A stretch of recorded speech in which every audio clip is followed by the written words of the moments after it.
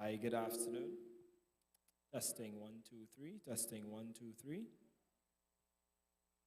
We got some.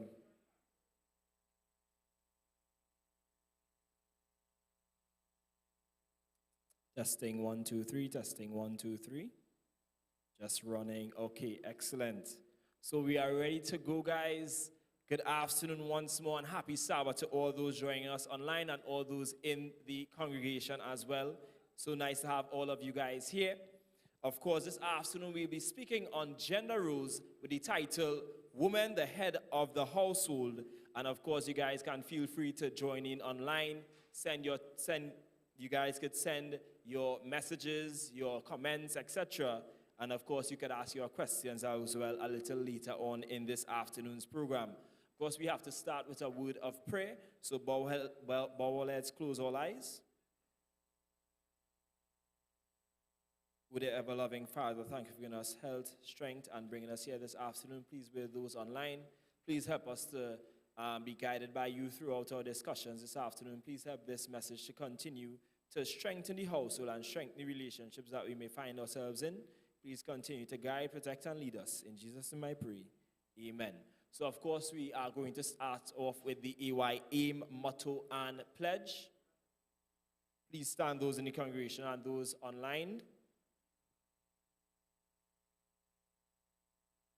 AY Aim, the Advent message to all the world in my generation. Motto, the love of Christ compels me. Pledge, present arms. Loving the Lord Jesus, I promise to take an active part in the youth ministry of the church, doing all I can to help others and to finish the work of the gospel in all the world. Order arms, you may have your seats. So at this time, as I would have indicated, we'll be having a program on gender roles. And of course, with gender roles, there's a heavy requirement to being able to exist in relationships. This afternoon's devotion would deal with that, I should say. So, what do you want most out of life? Most of us would rank healthy relationships high on the list. Except for knowing Christ and having eternal life, healthy relationships make life enjoyable, perhaps even more than anything else.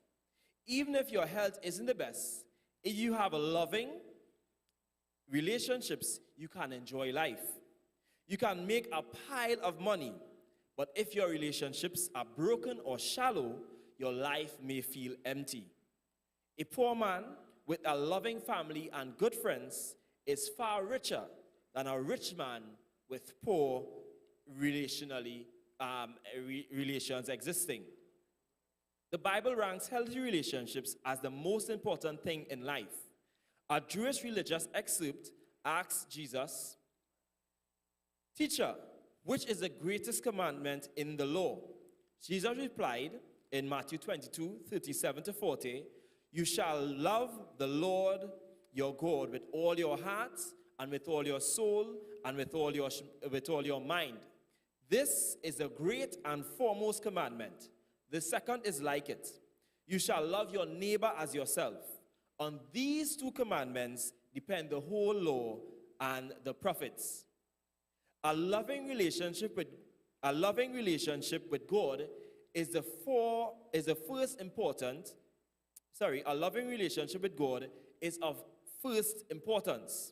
but loving relationship with others is second. The Bible is all about these two important relationships. Because the Bible emphasizes healthy relationships so highly, it's so sad that there are so many believers who have been hurt or broken through the very institution or the very relationships. Many Christians' homes have been shattered by divorce. Some who may stay married and may be unhappy. Their homes are a tense battleground, not a loving refuge. Many Christian parents are at odds with kids and kids with parents. On the church level, some bounce from church to church, leaving a trail of damaged relationships in their wake. I know of Christians who won't speak to other Christians because of misunderstandings, hurt feelings, wrongdoings, and that all would have taken place. Sadly, the loving families, genuine friendships, and healthy relationships that we want so much may so many times elude us. In our text, Paul gives the prescription of healthy relationships. If you'll consistently practice these qualities, you'll have healthy relationships. But maybe you're thinking, but healthy relationships also would depend on other people. Of course. Others are in fact involved. It is virtually impossible to have a good relationship with some persons, you may be thinking. True. Paul acknowledged this when he wrote Romans 12:18. If possible, so far as it depends on you, be at peace with all men. Sometimes, no matter what you do, some people are hard to get along with. But often, if you treat a difficult person with qualities that Paul would have enumerated in the text, he will change for the better in how he relates to you. But even if some relationships may never improve, if you relate to others as Paul describes here, most of your relationships will be healthy. But this isn't easy medicine to take, because I know at this point in time you may be thinking there's that one individual that you just can't seem to get along with, because these qualities may take time to develop. You have to kill all immorality, impurities, passion, evil desires, and greed. You've got to put aside all anger, wrath, malice, slander, abusive speech, and lying. And you've got to put on a heart of compassion, kindness, humility, gentleness, and patience, bearing with one another and forgiving each other. The reason you should do this is because God graciously chose to love you, and Paul is saying God's gracious, loving treatment of us is the basis for our treatment of others.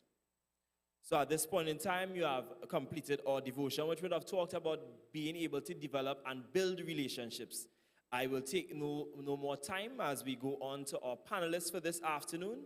I will introduce you to our moderator, and he will then speak to all the other panelists, and he will introduce them as is necessary. Thank you again for joining us. Be sure to share the link with other persons. Be sure to subscribe, and be sure to make sure that as many persons benefit this afternoon. Thank you. Our moderator, for this afternoon is none other than Brother Darren Sandy.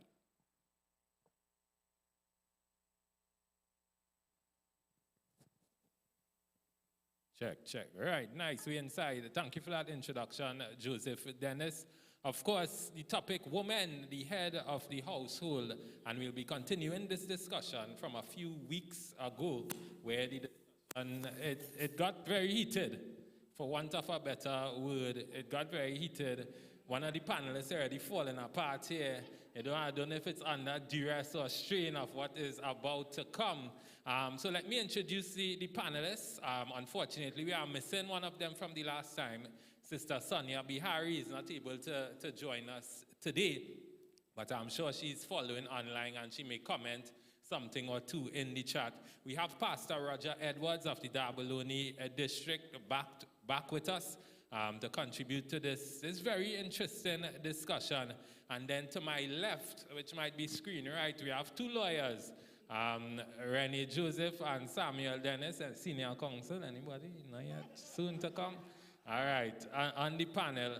And we'll be getting into the discussion. We are going to be continuing with your questions. Of course, thank you all for sending your questions throughout the duration of this particular program, because without those questions, we wouldn't be able to have this discussion in the first place. Remember, if you're all online, you all could feel free to comment. Remember to like and subscribe so the video could continue to get a little more traction, so other people could start to log in and even share it on your personal social media pages. We're going to jump right into the discussion. We have a small in-house audience with us. You know, I could call each and every one of them by name, but I wouldn't. You know, I wouldn't. We just hold the vibes right here and know that they are special. You know, so the in-house audience, big up all yourself. We're glad you're all here. You know, yes, all you hear the applause, it's sounding like plenty people. You know, but I wouldn't tell you all how much it really is. In Maloney and Dabity, we lickle, but we talawa. That sounds like something Arima would say, Arima vibes.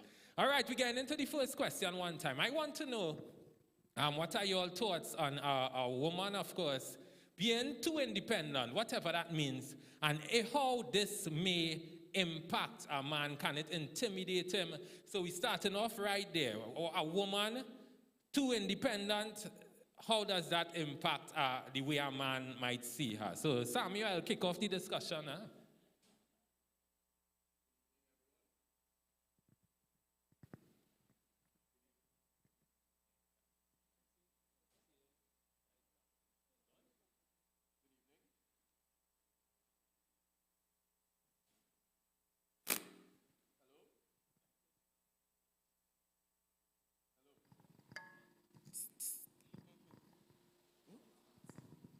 Hello?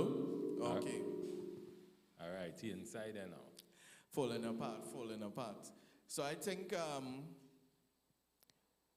we would have touched a bit on this on the last occasion. There were some very strong views. And I have recently been married, so my perspective is enlightened. Yes, enlightened according to my senior. And that enlightenment has guided me to the fact that I am still correct. And that I was still accurate in my portrayal and representation of my position. And that position is simply this.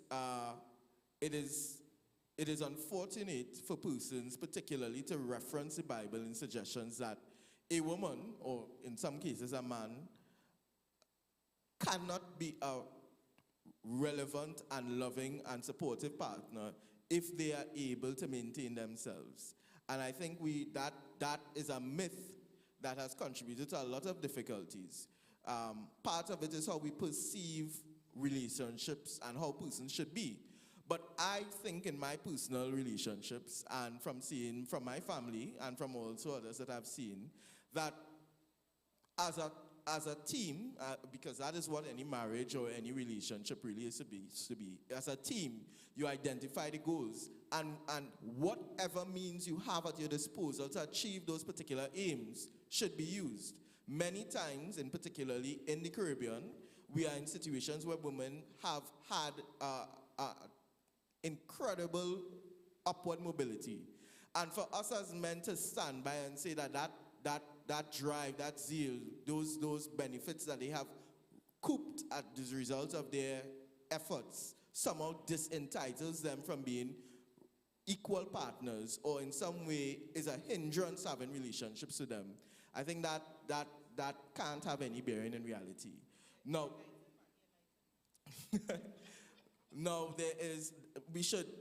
I think where the confusion comes in, however, is that independence and self-sufficiency and the merits that someone brings to the table is sometimes bundled with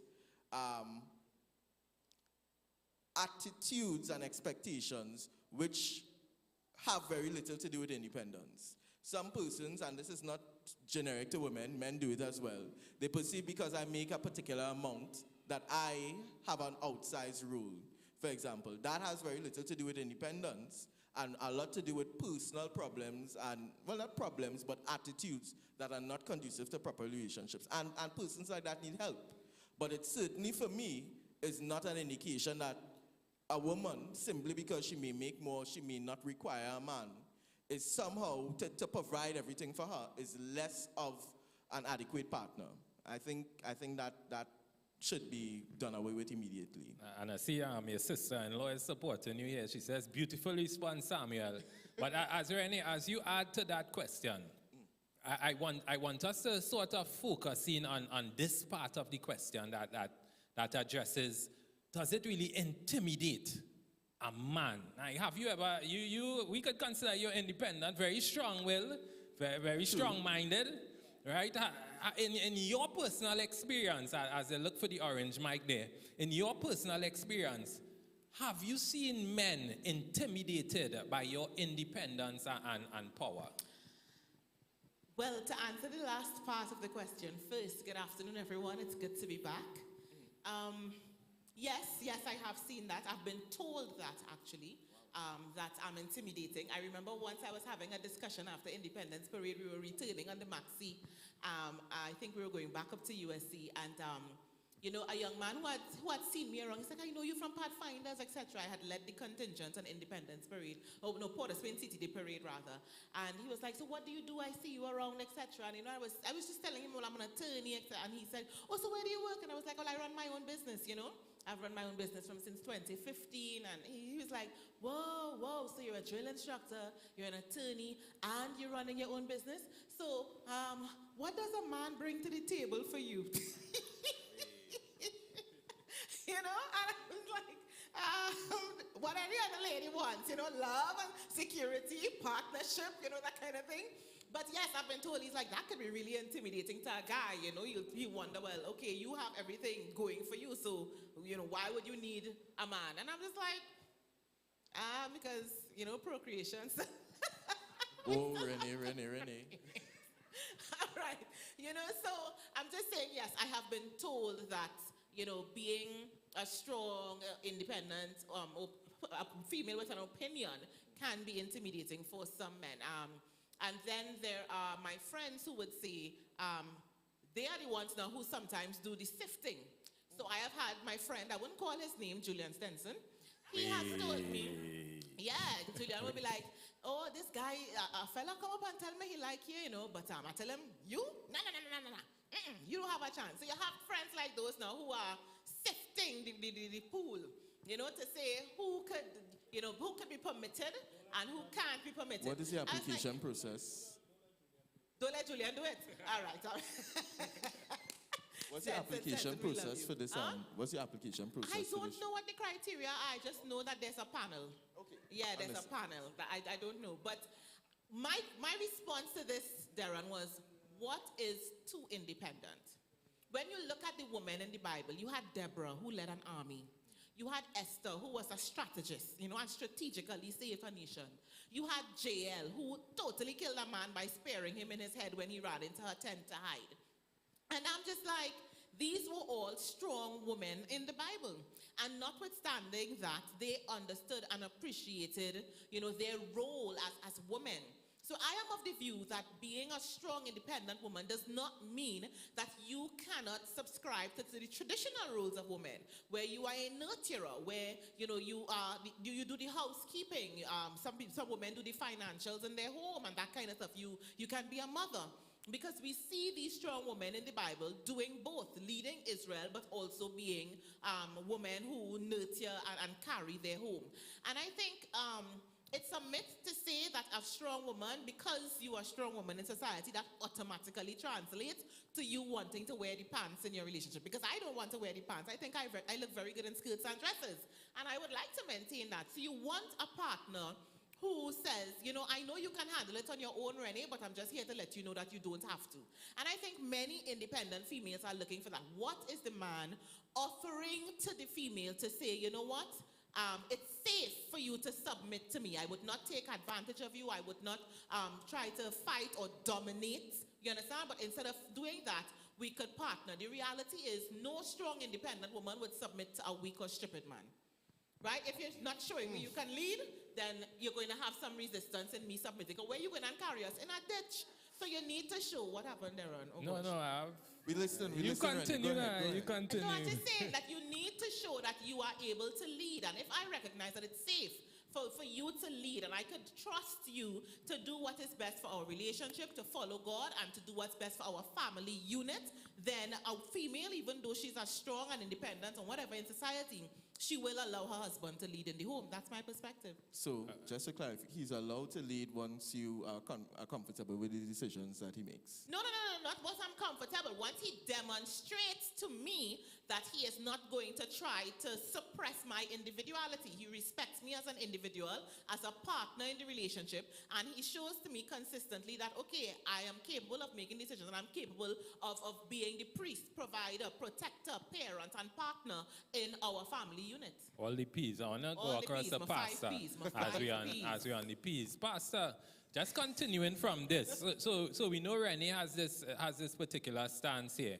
How do you think that affects the man now, the man coming into this? Does the man feel that he has to be more of a man when dealing with women who seem to have it all figured out, who in strong positions, whether it be the church or their jobs or entrepreneurship or what have you? All right, I'm happy that we're through with the cross-examination. But here's what. I think that the issue, to a large degree, is based on the confidence that a man has. If a man is not confident in himself, trust me, he's going to be intimidated, swallowed up, spat out, right? So an individual who is not confident, doesn't believe that he has done sufficient in life and that he cannot lead appropriately, I think that individual should certainly shy away from an individual who is a female who may be a dominant, assertive individual. From my perspective, I find myself, I believe, on the other side, because I indicated to my wife that I don't want a woman who would simply submit to me. I don't. Amen. Like, right, let me do comment. Yes, I don't want that, because as far as I'm concerned, I make some, could I say stupid decisions? I have some foolish ideas, and a woman who is balanced can share some thoughts with me and knock some sense into me, you know? Of course, I need to just put in that what I've discovered is that a person who is a female who is most successful with me is one who is comfortable within herself, Correct. is confident, but also displays finesse. Right. So if a female comes to me and I get the impression that she is playing man or appears mannish and taking charge of the whole thing, I say hello, I don't know. But if the individual comes and says, "But Roger, have you considered this other option?" Finally, let me just say this. I've discovered that women, if you don't know who leads in a home, men, you may be a little confused. I've discovered that many times I appear to be leading. But if the woman has that finesse, I'm actually adopting her views, her positions. But if she approaches me differently, I will not. My defense will be there. As one preacher said, the man is the head, but the woman is the neck. She turns the head, right? And I've learned that. So I'm not perturbed. I'm not worried about an independent, dominant woman at all. And guys who are not confident, I think you don't even go after a dominant woman. She will, no, let me don't say that. I'm done. Darren, I can piggyback on something Pastor said. The other side of the coin for that is when the man is not secure and confident in himself, he thinks he has to lead because he is the male. And so a lot of times, instead of leading because of capacity, he thinks he must lead because of gender roles. I am the man, so you must submit. And that often leads to a lot of abuse in relationships. There are many executive women who are victims of domestic violence in their home because the husband feels threatened by the fact, well, you think you in the boardroom, And at that point in time, if she's managing an entire business, she wants that her household as well would thrive and be successful.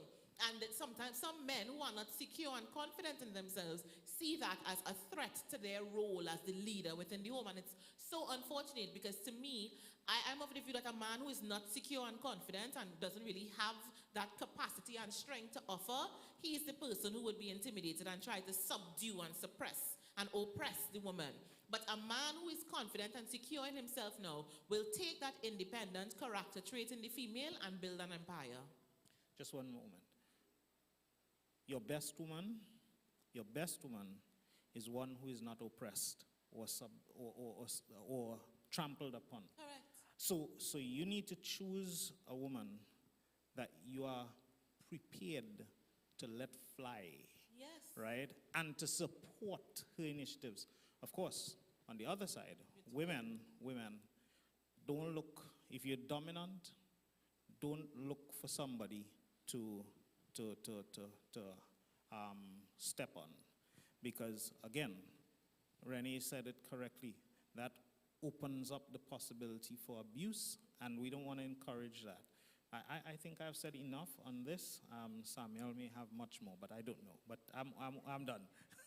All right. I just want to read something in the chat. Shaniqua is saying, men or women should never feel intimidated by others' accomplishments. It indirectly relates to the relationship because you must have a life of your own while married. But I want to ask Rennie something. I wish Sonia was here as well. At any point, you never felt like, all right, Rennie, I'm going to take it on now. You know, let me be a little less outward. Because I know there are a lot of women like that. And I want to know if you ever like second guess yourself and say, let me just cool it to see if I could open up a new door to some different, wider range of suitors, I guess. Because the man you described and you're looking for, that's a hard man to find in already. My father tells me the same thing. That's a hard man to find. The same father who tells me that, Darren, is the same father who says, if you go and bring any stupidity in this house, if you feel like walking, you don't need to meet any stupidity. The same man who tells me my standards, that's why. He's confused. But I love my father to death, right? So, let me tell you a story. A true story. So the young man that I liked in my late teens, early 20s, right? What's the name you didn't mention? No, I didn't mention any names.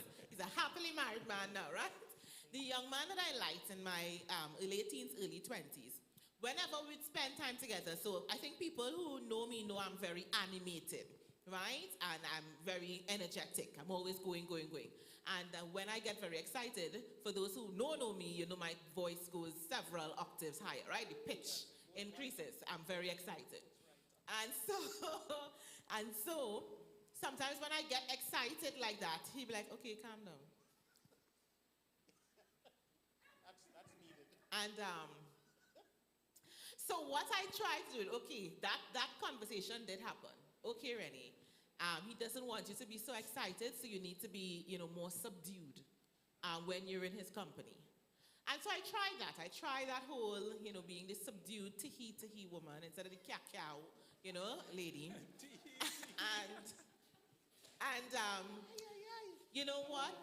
My sister and my mom turned to me and said, you've changed. Your light has gone out. You're just so, soft and almost your whole animation, your personality, has changed. And we miss you. And they felt that this young man was not being a positive influence because he was robbing me of the individual, my essence, right? And my sister rejoiced when that didn't work out. I'm not even going to lie. She was just like, thank Jesus. She was singing loud in worship tonight. Right? So the reality is, yes, that thought has crossed my mind. And on the serious nature, I know that there are times I could come across being very serious. And there was one friend who, a male friend, in fact, when I asked, about qualities and virtues and flaws, etc., he would have mentioned sometimes you come across so strong, you can come across as being abrasive. He didn't use the word aggressive. He said, you're not aggressive, you're just abrasive, you're blunt. And take it or leave it, but that's the truth. You have spoken your truth. He said it, and he said sometimes the truth spoken in a wrong or packaged in a wrong manner does not really cause the person to receive it well. So yes, There are times when I would say, don't say that really, or don't come from that angle, because chances are it may not be well received. So it's a balancing act. It's a balancing act because I think in the male-female dynamic, you want to know, or he wants to know that, you know, you look up at him and, you know, with googly eyes and you see him, can you be my hero baby, right? As opposed to you now wanting to ensure that you maintain your individuality and we are two persons walking together towards something beautiful. So I think it's a delicate balance between the two, but yes, I have thought that. Thanks for answering that, Rennie. Really appreciate that answer. Samuel? If I might, I like Renee's response because I think it gives a nice, there are two aspects of it. There are sometimes when persons would be, there's a fine line between taking constructive criticism or probably a friend who's interested helping you to observe certain things, and when someone is trying to mold you into be their version of what they want for you, you know, and that could happen on both ends. With females, I think it's much more, it tends to happen a bit more frequently because it is all tied up in gender roles and what some persons expect a woman to be or how she may sound.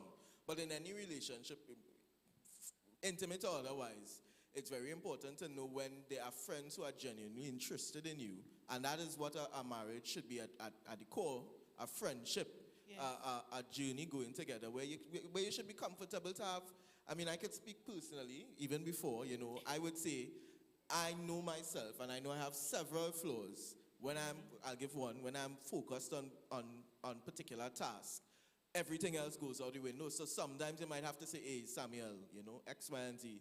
And I remember when, with my now wife, she would have said, you know, are you uncomfortable? And I said, no, because I know that is a particular struggle that I have. You know, once it's said in the right way, you know, I will take cognizance of it because I know it's coming from the correct place, and we will have a conversation about it. I think one of the worst things is where you can't have conversations because you're too scared about what the reaction will be from the other person. And that is something that we probably train each other to have, because the way we respond to a particular situation or the way that we say it, it may shut down doors to other persons. So I can understand Renee's point is I know that particular persons will be put off by my personalities and my mannerisms. But something I remember is that every chalk has its cheese, and probably that is a sifting exercise in and of itself. There are some things you should be self-aware with and know that you have to grow in particular areas. But there are some things that you personally know you shouldn't compromise with. And if one guy doesn't like that, he's happily married, and you will shortly be happily married if I have my way. You know, so, and that will be the end, and that will be the happy ending for the both persons. Sometimes, and I can talk from personal experience, you might stay in situations because we want it to work, but it just can't work. It can't work in a way that will leave both persons intact. And we have to always be aware and be comfortable walking away from some of those situations. Correct. All right, Pastor, I want you to bring this, because there's another question that sort of ties into that. And I think in the Seventh-day Adventist Church, we encourage strong women, I think, in this particular church. And there are many of them. So the question was really, what advice, I know you gave some before in terms of that man being confident in himself and reinforcing his own abilities. But just give them some very direct advice for the young man who is interested or pursuing, as the person using the question, who's pursuing the woman with the more dominant type of personality. What advice do you want I should Would you give the person? man, yeah, that's in pursuit of that particular type of woman? Number one, you're not getting into a relationship to stifle an individual, right? If you try that, you know, when a person is drowning, the person is, when he or she feels as though he's going under and losing it, the person can be most violent, trying to get a breath, right? That's not what you want to do. Number two, you have to make sure that you are prepared to handle what you get. Because if you are moving, if you know before marriage that this person is dominant, and you walk in inside there, and you can handle that, you plan to be a slave driver. I'm sorry for you. I'm sorry for you. That ain't gonna happen. You have to be actually proud of what this person can accomplish, you know. Of course, I'm drifting from dominance, but I'm pointing out something. When my wife applied, when she was teaching, actually, teaching in secondary school, and then she got an opportunity, and she got her master's degree, and she got an opportunity to work with UE, to apply for some job with UE. I told her, go ahead. She asked me what I think. I said, go ahead, you know. And then when she told me eventually about the remuneration, asking me whether she should go for it, maybe thinking, as some men have a problem with, Woman making more. yeah, I say more money for the family. Sick, you'll go, you know, you'll go. That isn't. So you have to be aware of what you're in, of the bigger picture. You know, do not try to keep this young lady down, and look for her potential. Look for opportunities. Say, hey, you know, you're good in this area. At least I think you're flying that way. You can fly in this direction as well. You know, maybe you can even go in. How can I help? And then you may even say to her, you're very strong. Can you take me on your wings? You know, and she Renee, might be able to. Hello. I want to comment. You know, so those are some things. But but if you realize, my comments are more so about ensuring that the man is comfortable with this woman. Because if you're not comfortable with himself, sorry. If you're not comfortable with yourself, man, I am telling you, run, because you are going to have hell. Sorry, hell. Yes. You're going to have it bad. Yeah, but Pastor, what you're describing to me there, songs are a bit like you want the man to be satisfied in playing the role of the neck, which is the metaphor we were using a while ago. So is that where you're going with this? No, actually, I believe that a leader actually knows how to be versatile. A leader needs to know the capability of the follower and the willingness of the follower. This is situational leadership, all right? And if the person who should be following me, my wife, the lady, is competent and willing to do different tasks, I should take the posture as leader to allow and facilitate that. The leader actually creates the environment for growth. Correct. Right? So yes, I am leader. And sometimes the leader has to sit back and just clap, say, well done. You know, that, of course, my view of leadership may not be popular, but that's my view of leadership. And trust me, I don't have to tell you this, but I am the leader in the house. I know, but my wife can sew. Sister Avanel was commenting just so. Let me hear what she said. Tell me what she said. Tell me what she said. I see she have a and an emoji face, but I look like before. But I see now she have a emoji, this emoji here. So it looks like it's all good. Right? I see we have a cut for a break. We're taking a break now. A question. No, we have a question. This question is for Pastor. How does one fix this leadership role in the relationship? Fix it? Yes. What do you mean by fix it? Sometimes people have this way about them where, yes, as a man, you want to be the leader in the relationship and these kind of things. But sometimes there are some type of women, this is not calling on Renee or any kind of, or type of Say woman. her name. Right? With the same intimidation stuff. Sometimes men really do want to lead, but they don't get the chance. And many times when they try to communicate that back to the woman, they shut them down.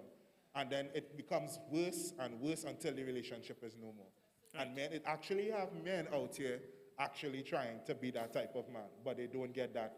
They don't get it. And most times, it's always the same thing, whereby it's either the man making less or he not doing as good as the woman. It ends up going to that type of scenario in terms of relationship. Well, if the man is having some problems, or there are communication issues there, that may actually indicate that the man, or, well, let's say the man in this case, has not assessed where the woman is really. Remember, I stated, based on situational leadership, there are two grids or two axes. One based on the person's willingness, and two based on the person's competence. Some persons, some women may be willing to follow or willing to do certain things but are not competent. In that case, you have to adjust your style of leadership. And it could be otherwise, right? So it can very well be that you have not assessed where you should be, what posture you should take, all right? That could be one. The other thing is, some persons may be stubborn. Some ladies, or some persons on a whole, may be very stubborn. And you'll have to determine whether that's the type of individual you want to go along with, or you want to go around with. For example, let me just tell you this. I'm being vulnerable. I'm letting you into my business. I want to see what my wife will put on that. All right? All right. My wife, as far as I'm concerned, takes about 90% of the decisions in the house. And I don't have a problem with that. I do not have a problem with that at all. You know what I have a problem with? As the head of the house, if I decide this is the 10% that I want to treat with, and if my wife fights me for that 10%, I have a problem with that. I give you 90%. I am here holding this 10%. I submit. I will say, okay, you want that? Okay, no problem. Let's go. Go ahead. You know, do your thing. Play in the sand. But the 10%, why you can't submit and cool yourself then? We discuss it. We discuss it. I want to see that message as you said it. I want to see that message. You know, but it's just 10%. You know, so that's me. I'm not telling you that I am the ideal at all. I think my wife will say, certainly not. He's not the ideal. But I have a suggestion in response to the question. I want to say, from the first question that Darren asked and answer your question, Junelle, two things. Dominant or independent women want love too. I think love is a human emotional need. So all people want love, regardless of whether you're strong or not. You want to know that you don't always, I guess, have to be strong. And for the female who always wants to be strong, she wants a partner. So it's like what Pastor just described about, you know, just sitting back and watching her fly and blossom and you cheering her on. You would not believe how that support creates an environment for that woman to just thrive, knowing that her husband has her back. So there are times when the strong woman would, quote unquote, to use your language or the language, take in front. But knowing that I'm not going alone makes a big difference in how far she believes that she can go. And then there are times when the roles will be reversed. It's the husband's turn to take in front and the wife's turn to say, yeah, baby, I got you, we ride or die. We go into the end, right? So that's the answer to that question. When you provide the environment for growth, you'll find that everybody blossoms rather than you trying to stifle and oppress so that you could be the dominant one or be the face of the family or be looked upon as the head of the family. For starters, that doesn't augur well at all for a healthy family relationship. To answer Jonel's question, how do you fix it? So let me tell you how it was fixed with me. So the same guy I told you, I'll tell you about the guy that I liked in my late teens, early 20s, and the one that I liked in my late 20s. Baby, right.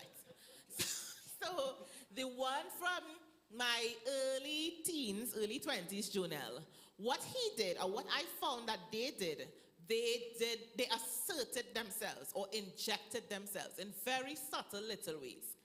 So, for example, the one that I liked in my late teens, when we were walking down the road, he will always he will always walk on the outside.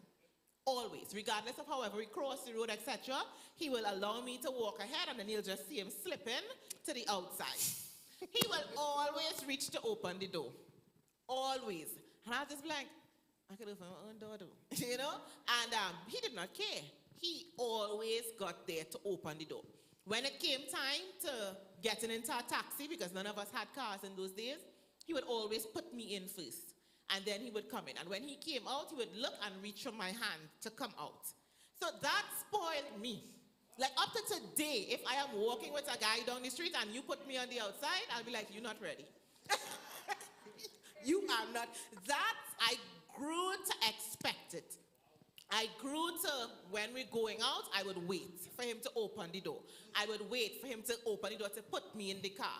So you found now, these fellas who want to the chirp, that was Steve Harvey called them, pop up, and you coming out to the car and they sit down and, yes, all right. So that spoiled me, and I always tell him that. I was like, you know, you spoiled me because I came to expect that as the masculine, you know, the masculine role in dating and courtship.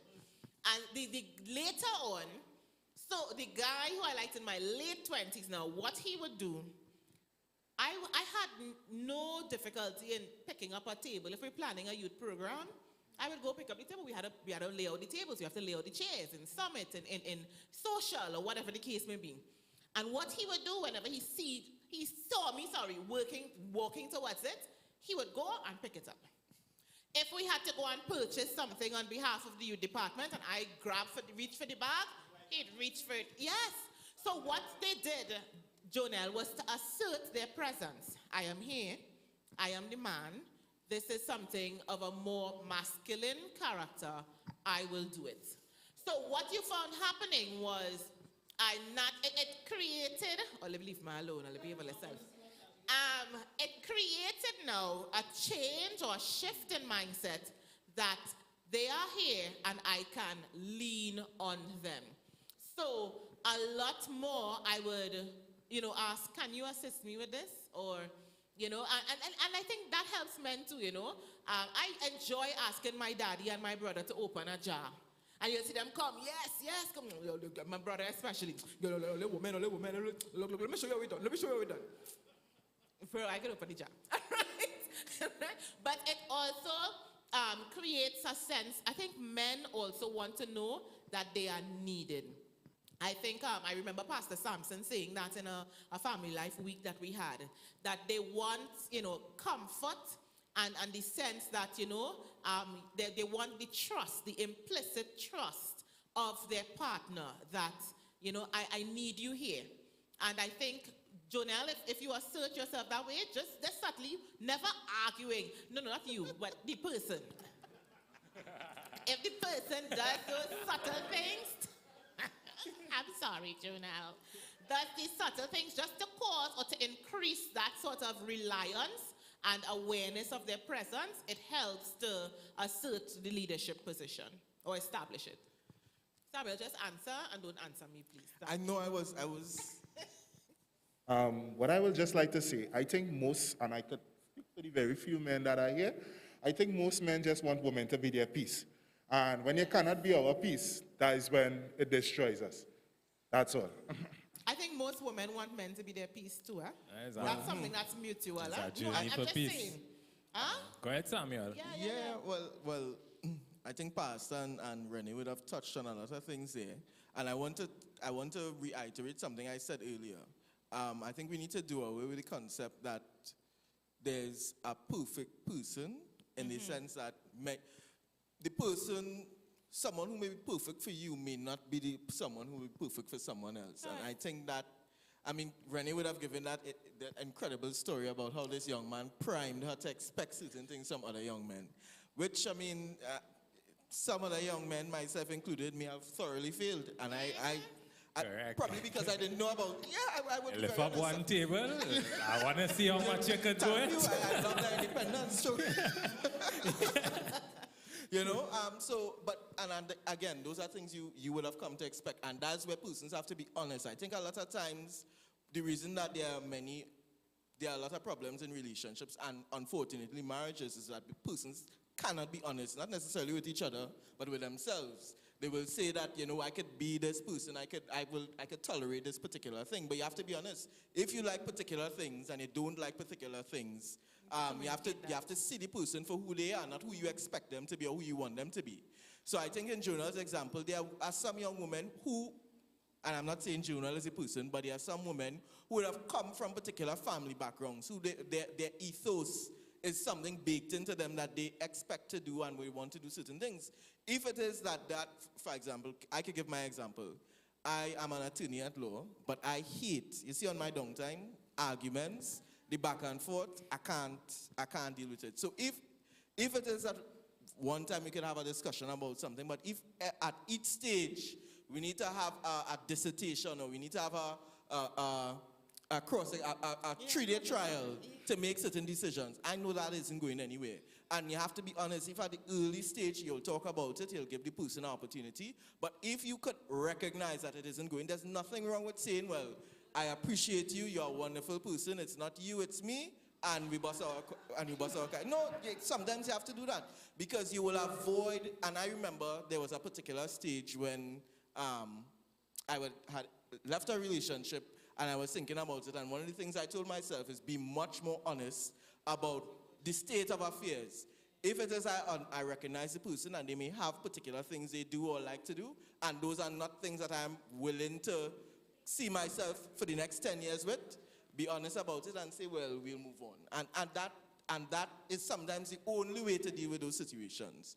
That doesn't mean independent women in and of themselves, that's a precursor to seeing someone who's probably making more money or they may have a particular thing. They're going to inevitably engage in that type of back and forth. That isn't the case.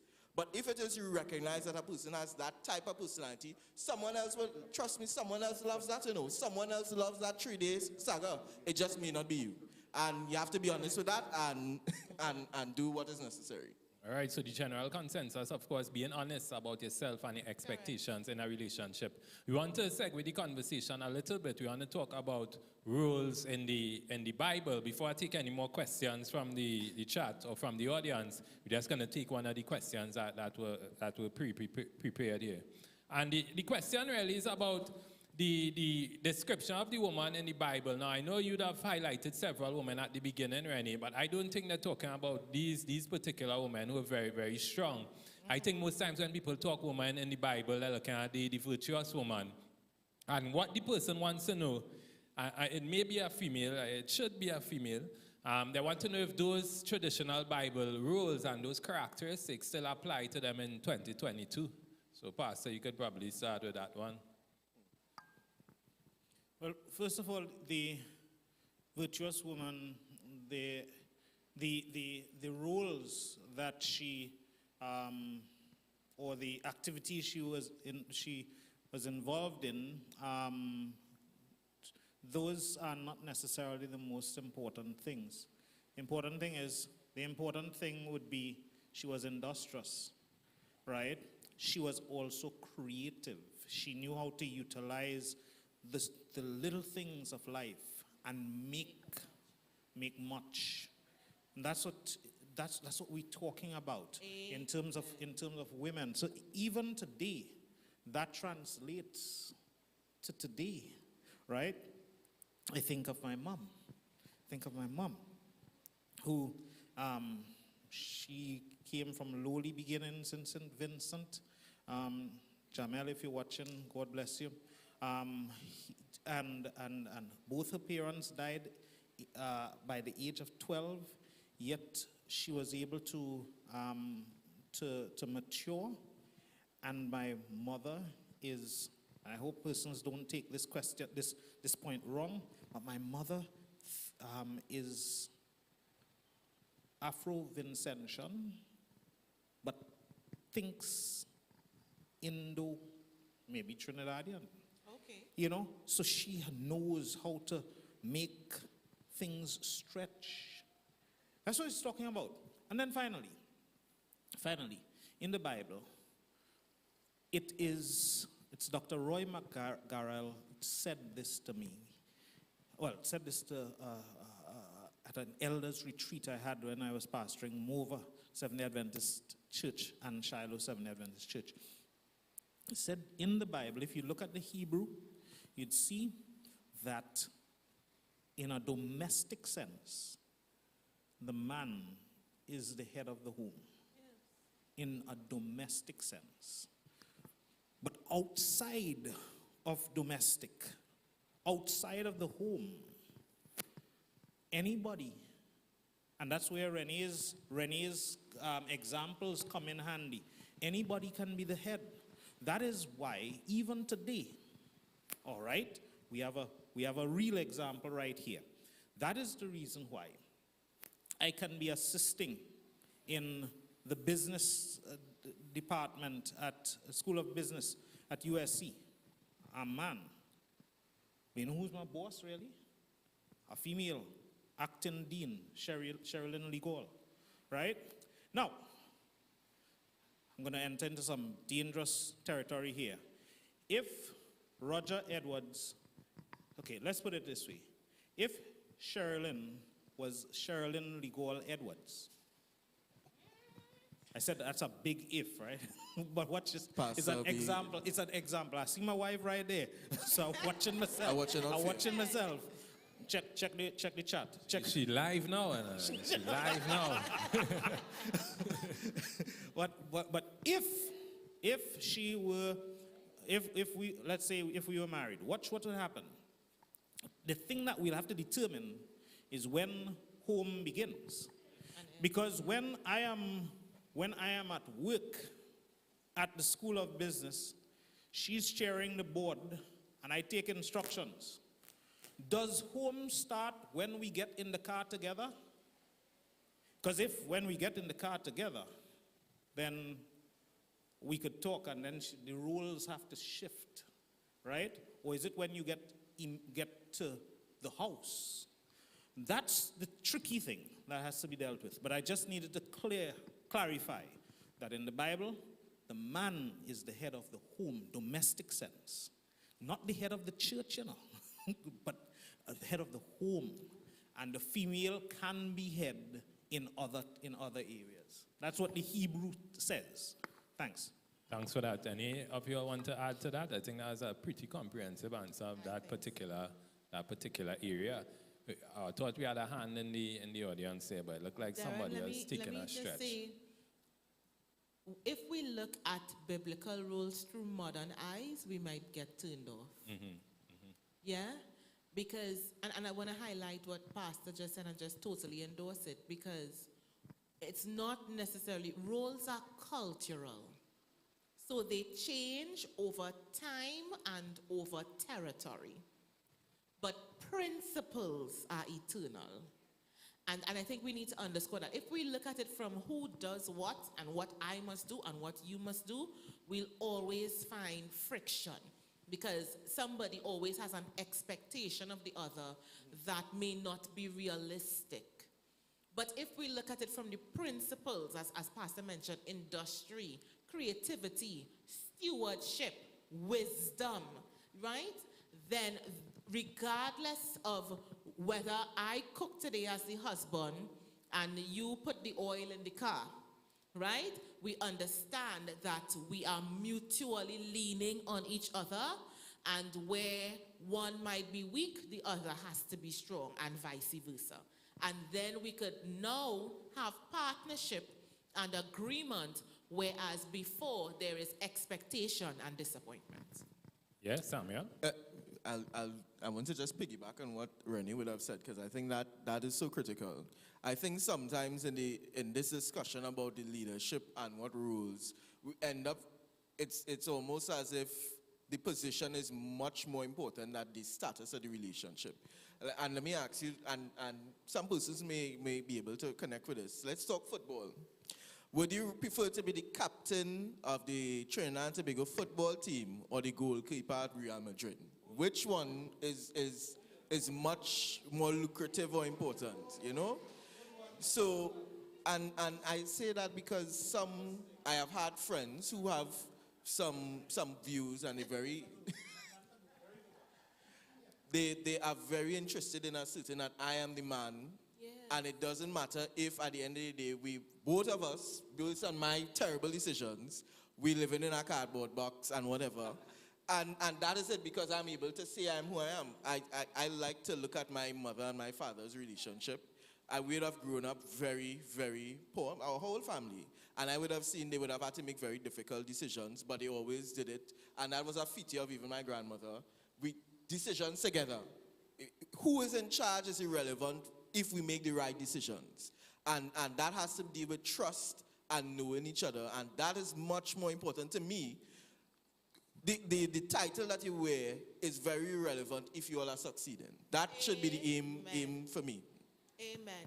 And I love how both men commended their parents, because I think how we are taught, Darren, says a lot as to the ideologies that we end up carrying into other relationships. And likewise, I could draw from my parents. My mother was the higher income earner for the majority of the marriage. Both my parents did not finish school. My mother ended up getting a job in NIB, where she spent her entire career. My dad was a security officer. All right? And so mommy was the higher income earner for the majority of the marriage. But what I remember vividly seeing was when we had something to do in the home, you would see my parents huddle around the dining room table, and they'll be like, okay, I will do this and you will do that. So we knew Daddy was always the one to buy the books. He would call us and tell us, I'm coming home with all your books and the brown paper. That was a family affair in my home, right? But Daddy couldn't teach us because he dropped out of school in primary school. Mommy was the one who will sit and supervise the homework. But both of them contributed to our education, you see? So when you see that partnership, the roles become insignificant because we were making this happen and we were succeeding at it. Great answers from the panel so far. If anyone from the congregation has any questions, you could feel free to step to the mic and we'll answer them. In the meantime, we'll continue looking at some of the questions that were sent. This is for the females, well, only you today, Rennie. So the person is saying, I realize the girls have a lot of questions. The person thinks that men are a little too laid back is the phrase that they actually use in 2022. And they want to know if it's okay for the woman to initiate the conversation, I guess, in whatever space. I will assist Rennie in her answers to this. Okay. Go ahead, Rennie.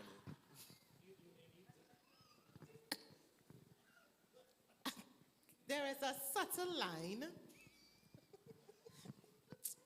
I'll behave now.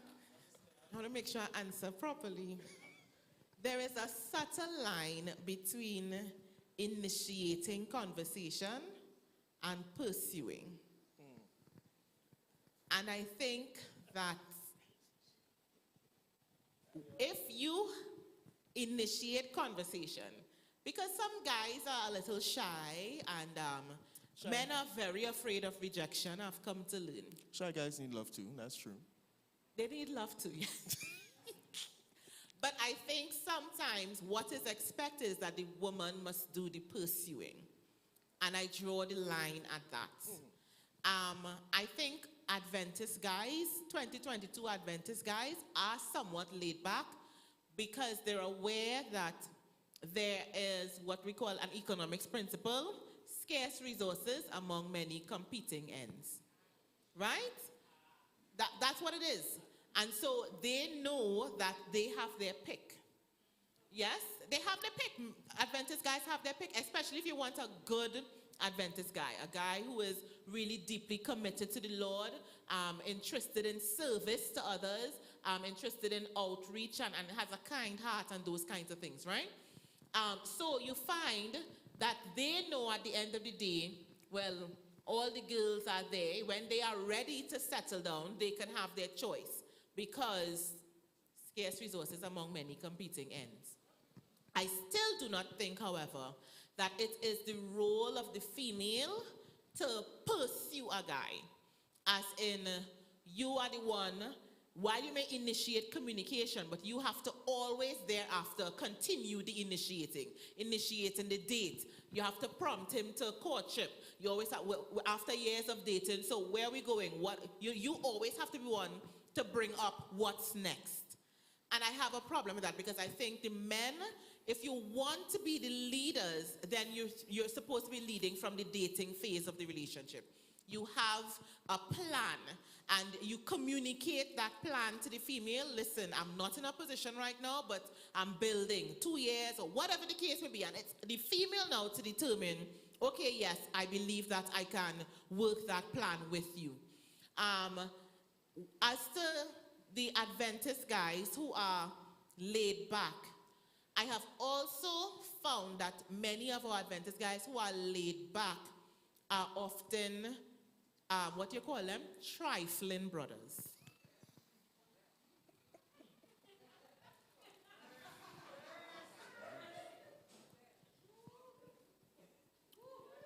They laid back, not just in on the issue of relationships. They're laid back in life. They are not growing. They are stagnant.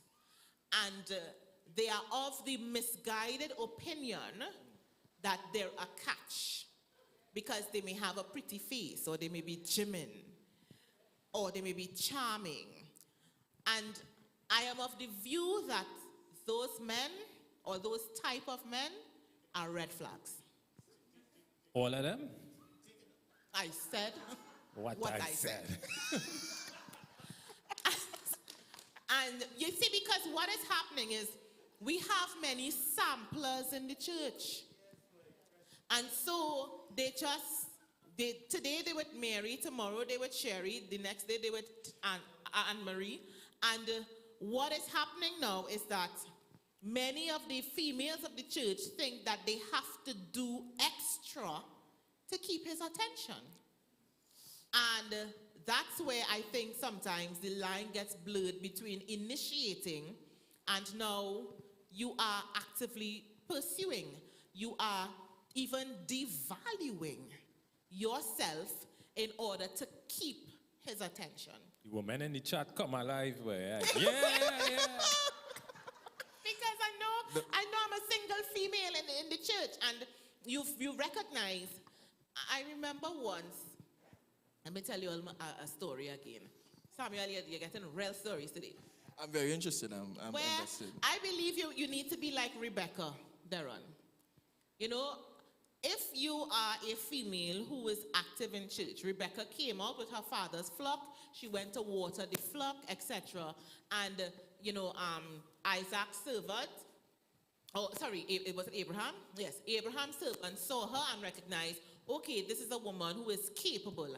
I can, pursue her or negotiate with her as a husband for Isaac, as a wife rather for Isaac. And I'm thinking, if you're a female who puts yourself out there in respect of ministry and that kind of stuff, a lot of the time, some of these Adventist brothers who are not laid back, they're coming, Darren, with ulterior motive. A lot of them. Yes. Huh? Not laid back. Yes, the ones who are not laid back sometimes and may approach you, they are not sanctified. Yeah, oh gosh, Cheryl and laughing. You know what I'm talking about? No, we don't know, so you have to elaborate a little bit. Yeah, What do you mean ahead. by not sanctified? They begin, and that's why the courtship process is so important. They begin with, they talk the talk, let's pray every morning, let's have Bible study together, etc. But when you dig a little deeper, you recognize that it's a carnal mindset. Because before long, they want to graduate to physical interactions without making proper ring commitments. And that's the reality of what females face in the church. So again, you feel as though you have to initiate. You have to be the one to compromise, Darren. And my fear is a lot of the times we are not able to draw the line between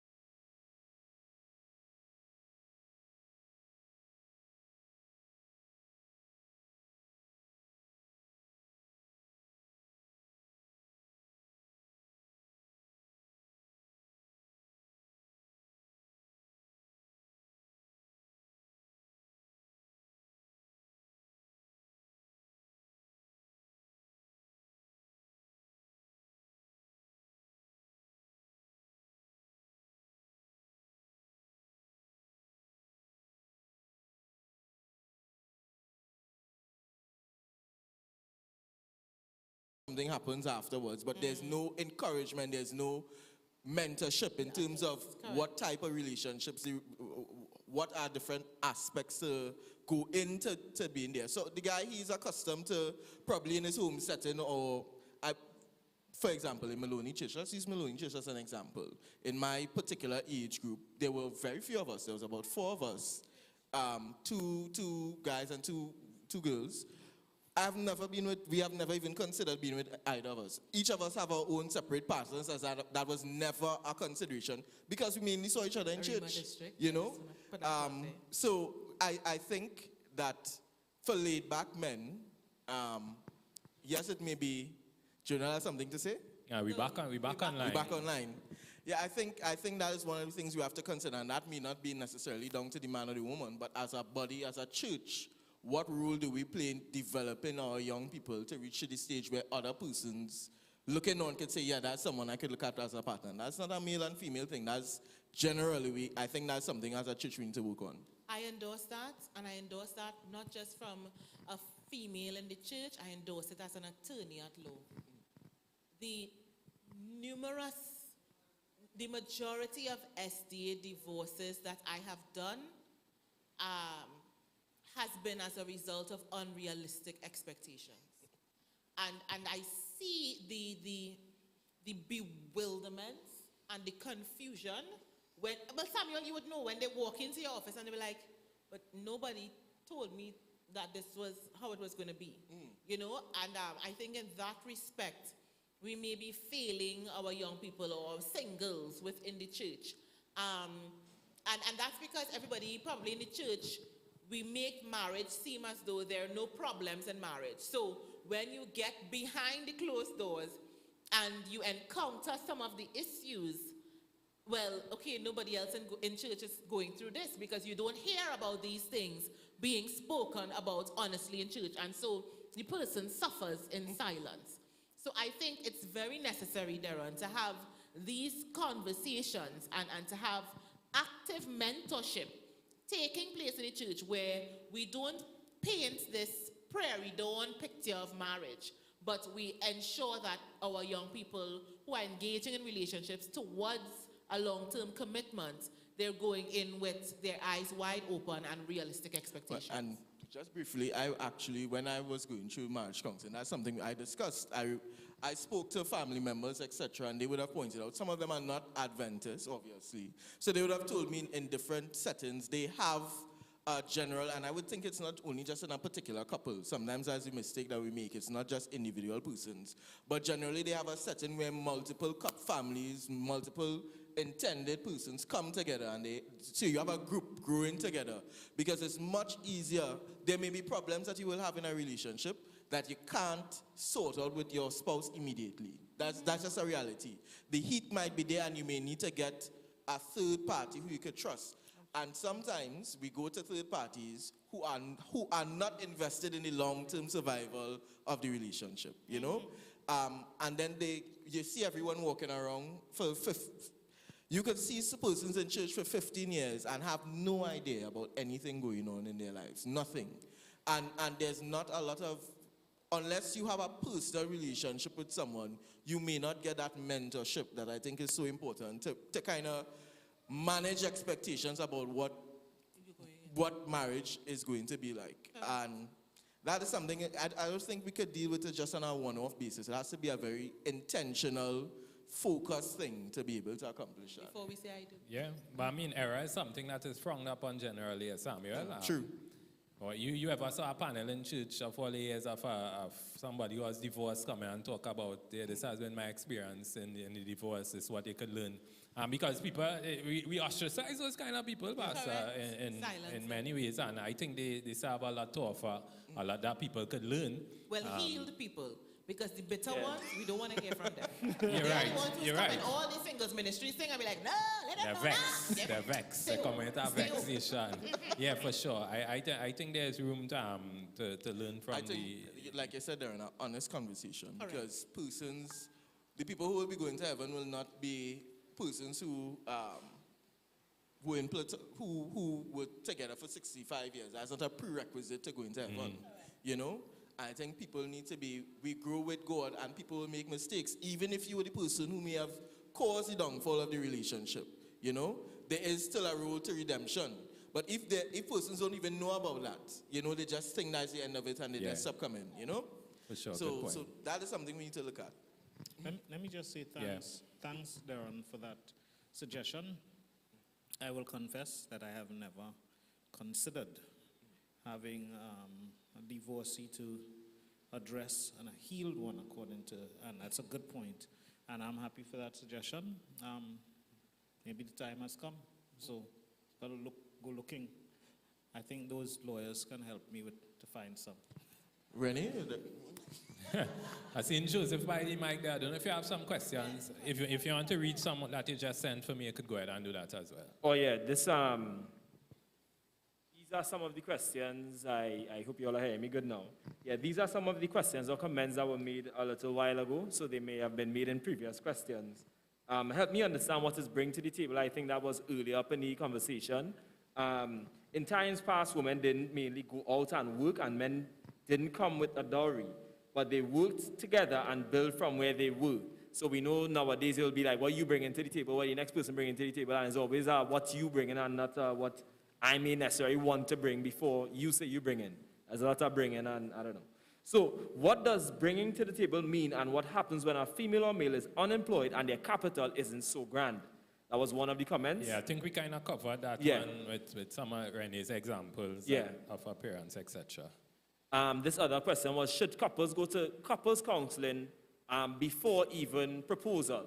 Because we know many... Samuel covered that and said, I think this third one here is the one that I think is important. Many examples would have been talked about two-parent households. Is the advice to persons who may not have the luxury of a two-parent household? Right. So when Samuel spoke a short while ago about the mentorship, while I would have mentioned certain benefits of growing up in my household, what I did also observe were the ills of marriage. All right? I think, Teresa, you would know my eldest brother was a drug addict and died. Well, Roger, you would know that because you grew up with him, right?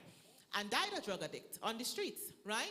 So you had the whole idea of different styles of parenting there. One being too lenient, one being too strict, and the child caught in the middle, right? You have, well, it is no secret at my church at least that my father has another daughter, right? And the reality is I have seen the problems, quote unquote, that would arise in marriage. Different styles of parenting, infidelity. My father is still not a Christian to date, while my mother has always been at least under some sort of Christian influence, right? So then where there are these gaps in marriage, I've also seen how my mother in particular, as a Christian woman, has approached these issues. And boy, I tell Jesus all the time, if my mother name not in the book of life, we go fight. We go fight, right? Because to a large degree, she has not approached these things from a carnal realm. She not fighting back when daddy started to quarrel and carry her. She not about that life, right? And she approaches it on her knees. When my brother was out in the streets, etc., she approached it on her knees. So when you see that happening, what did I do? Because yes, we had good parents, but there were issues in marriage. And I think for the person who is growing up in a single parent household, how I identify with them is that you would see marriages in church. And there's a husband and wife. I would call their name brother and sister Alicock. Theirs is a marriage that I admire. Listen, these people married over 30 years, going on 40 years, and Sister Alicock, they still blush. I was like, what's she now? She there blushing and smiling at her husband. And he just turned pink sometimes when she said something, you know, about her husband on the rostrum, Trisha. And it's the cutest thing. I remember when Brother Alicock was abroad doing his doctoral degree. Sister Alika had a birthday on a Sabbath and she had just testified, thanking God for seeing another year of life, etc. You know, but she's like, you know, and Lennox is not here with me, and she got all teary-eyed. And bam, as the lady stand up in church giving her testimony, see Dwayne, their first son, walking with a bouquet of flowers. Happy birthday from Daddy. Listen, I don't think there was that is romance. I don't think there was a dry eye. Well, of course, she break down. Start to cry down the place, you know? But all my eye getting red. That was so cute. And I'm thinking, where you come from a single parent household, look for the marriages in church that are strong marriages, that are standing the test of time. And by all means, talk to those people, right? We had a couple in our church who went through a very public affair. They were disciplined, etc. And the wrong party was disciplined. And they didn't get divorced. They're still there today, coming to church together, smiling, holding hands. So that's somebody to talk to. How did you move past that betrayal? What did you do? And I think there is a lot of knowledge to be gained from just being observant in the church setting. There's a community, like my neighbors, for example. I lost my neighbor earlier this year. He had several complications. And his wife stood up in the marriage, and you could see this in the funeral, and she said, I had a wonderful husband. You know, if she wanted to work, she went out and worked. If she wanted to stay at home, she stayed at home for a few years well, and he was the main breadwinner. And she mentioned, you know, immediately after he died, I went an evening and I spent the evening with her. And she was just talking to me about the fact that one of the things that kept them together was communication. They never made a decision that would impact both of them without having, as Samuel mentioned, an honest conversation about it. This is how I feel. This is what I recommend. And then she's a Christian. He wasn't really a devout Christian. He started later when he began to become ill, etc. And she said, when sometimes they could not agree, she said, I would pray. And I would just leave it there. And whatever was the outcome, I sang, it is well with my soul. You follow? So for the person who asked that question, that's what I would recommend. You know, look for good marriages in the church, marriages you think you want to aspire to or emulate. Look for marriages in your community as well, where you see the partners really working together and having something beautiful. And also, look for those marriages who have survived the test of time, or things that people would have wanted to call it quits for, and learn from them as to what would have saw them through. Okay, and thanks. Renee would have made some points. I just want to piggyback on them quickly. The first one, and I think as a church, again, we need to emphasize is that persons find themselves in situations where not by design. So sometimes there's that stigma attached to single parents.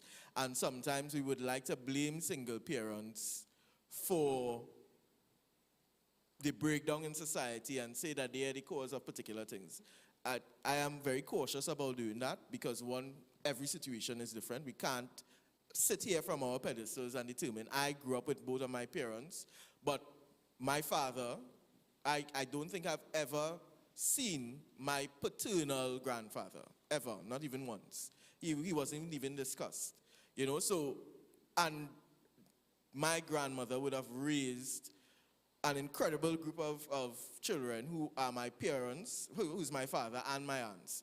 So it shouldn't be that because you come from a particular home setting that is it. You know, that I don't want that to be one of the things that we take away. Whether you are a single parent home or a nuclear home, an extended family, we all are before the foot of the cross, and the same God who could spare and keep someone in a family where two parents are there could keep and help you to strive, even if that isn't the case.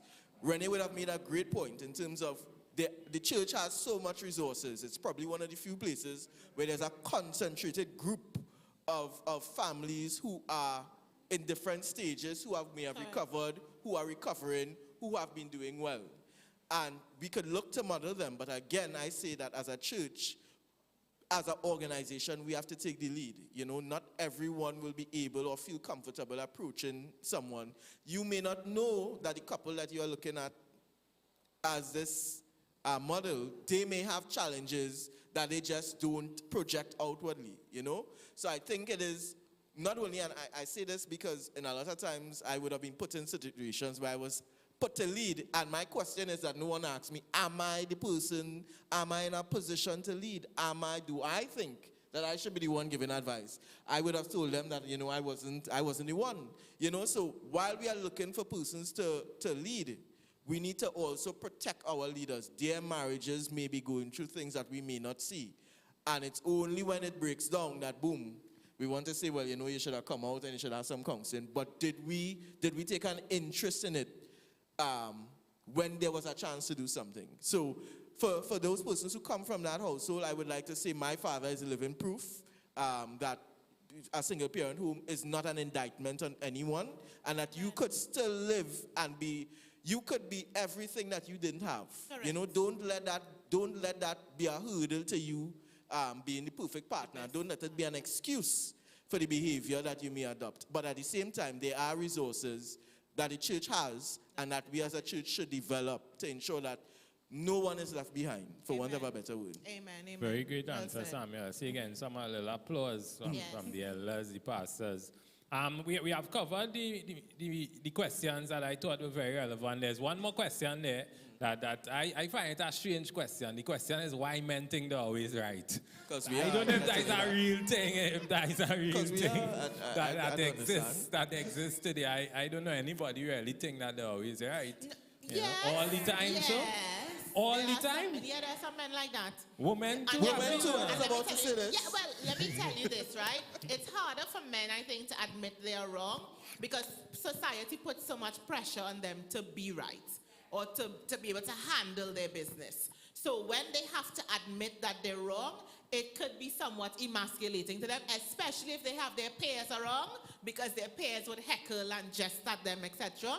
And so it's a very difficult process for a man to admit that he's wrong. And I would say this, what they do sometimes, if you point out, well, what you're saying is not correct, they'll be like, yeah, well, that's what I was saying. That's what I was trying to, you know? And I'm just like, no, that was not. Renee, I'm See what concerned I'm- about these men that you're encountering. Huh? you know, but I think both parties need to be able to acknowledge that we are not always right. And where you have committed a wrong, I think humility is something that is so difficult for all of us to practice. And it's important that if you have wronged your partner or anybody in a relationship that you share, that you are able to say, I'm sorry. Now, we have the 5 love languages, Darren, but I recently encountered the 5 apology languages. Look it up when you have time, because I can't remember all 5 right now. But I remember one of 2 main points. Some people, they can accept an apology simply by somebody sincerely saying, I'm really sorry that I hurt you. Or I'm really sorry for my actions and the impact that it had on you. And then there are the others now who want action on top of the you know, you want to see, like an apology is not an apology without changed behavior. I guess that's the way to say it. And so I think many people can benefit from learning about the apology languages. And what Gary Chapman would have highlighted is that an apology is not always an admission of wrongdoing. It may just be you saying, I value this relationship more than I value my ego. Right? And I think that's very important, that because we feel as though we are somehow belittled or diminished when we have to admit a wrong.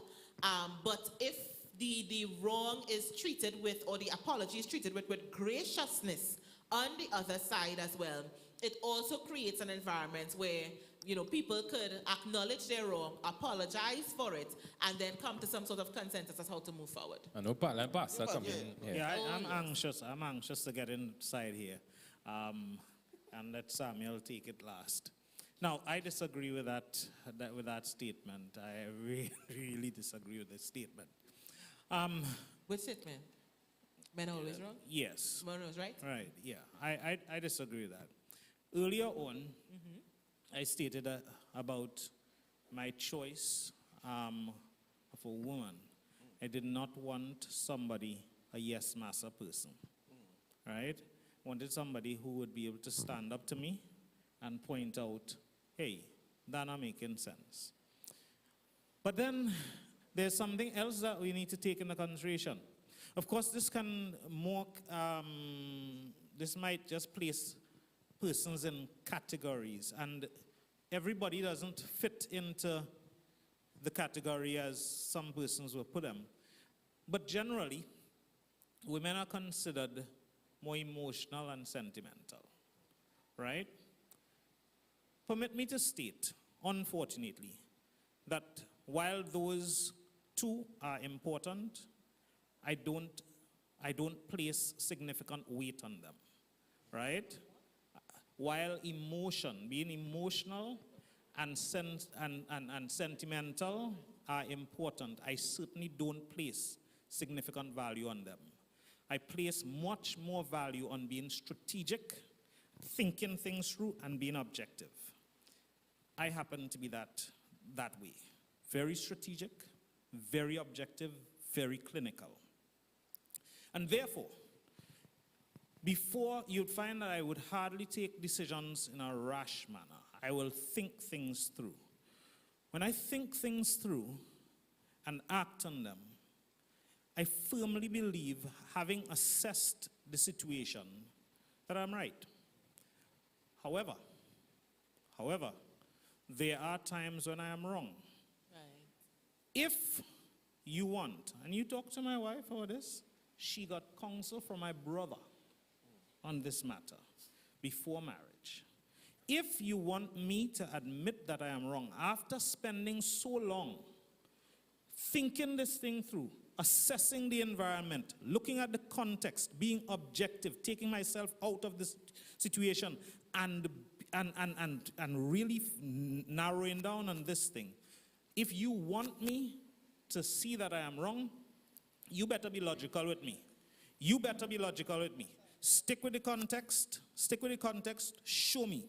Bam, bam, bam. This is the reason why so and so. And once I see that, I will say, okay, I understand. But don't just expect me to bow because of emotions and sentimentalism. No. I thought this thing through very well. And I am sure, until or unless proven otherwise, or shown logically and in context, that I'm wrong. I'm not going to just sit back, just lie down. Oh, yeah, probably for peace sake. But that's not a genuine thing. That's not a genuine thing. I don't believe I'm wrong. You tell me how I'm wrong, and be logical about it. Thanks. Yeah. I like you was getting vexed. Vexed, It was real close. It was real close. Close to his heart, yeah. Listen. But when you want to be right, if you recognize you standing wrong about being right is causing friction and unhappiness in the marriage or in the relationship, let's not just look at Renee, marriage. come Okay, on, man. good. No, I'm just saying understand. that sometimes we want to be right at the expense of the relationship. Right. That don't make no sense. So there are some things, there are some battles you leave. So I can be right, and I believe on some occasions I am very right. But if for example, my wife believes I'm wrong on that, and she has not shown any evidence, as far as I'm concerned, any evidence saying otherwise, if the marriage, and since the marriage is more important than that, you're not getting me to give in and say you're right. You're right. No. I drop it. Okay. You just drop it. But as far as I'm concerned, you're wrong. You wrong. I right. But I drop it. That's it. You have to use the word. I think that's where females will come and say, okay. I wouldn't use a back entrance leaving this evening. Well, this is interesting. I take what both Renee and Pastor would have said. I think in different circumstances, you have to judge it. Sometimes persons may be literally expecting you, and from, as Renee would know, you would speak to persons and they come from particular scenarios. And as she would have said, persons would be leading you to second guess your own. That is something that you must always take very carefully. Never be in a situation where persons perpetually and almost ritually expect you to give away or to deny what you know to be true simply to appease them. That is a red flag that I would always suggest that whenever you see that, walk away immediately. That's narcissistic because behavior. that is, I mean, you would see persons who you're speaking to and they cannot fathom, they almost under a spell. Because for so long they have subordinated their decisions to what someone else says, even when they know that it can't be true. So I mean, when you're talking about that extent, and particularly when it's something consistent to you and ritually happening, that I consider, I am not a psychologist, so I'll leave it to those, but it tends to me to be almost to the extent of abusive, but if whatever categorization or classification we want to give it, I would suggest somebody to walk away from that. That's one area.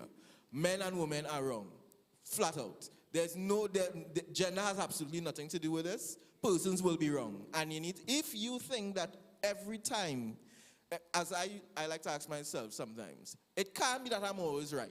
It can't be that that somehow everybody else is observing something and I am the only one who realizes that my point is right. That, you have to be careful. You have to be there are sometimes you need to be, you may think you're right, but sometimes it requires you to take a step back, as Pastor would have said, and let certain things happen. And not to do it hoping that it fail on the side and say, I want to say, aha, I told you so. But sometimes you have to learn. Sometimes your perspective or the reason you hold so dearly onto something, it may be based on something that's flatly wrong. And if it is that you could never acknowledge that you may be wrong about a particular situation and you may not have acted there, you lose opportunities to grow. And sometimes you meet persons who think the same way in their 40s as they thought when they were in their 20s, 19s, because to their mind what they were then is the pinnacle of perfection. Nothing else needed to change. So they don't grow.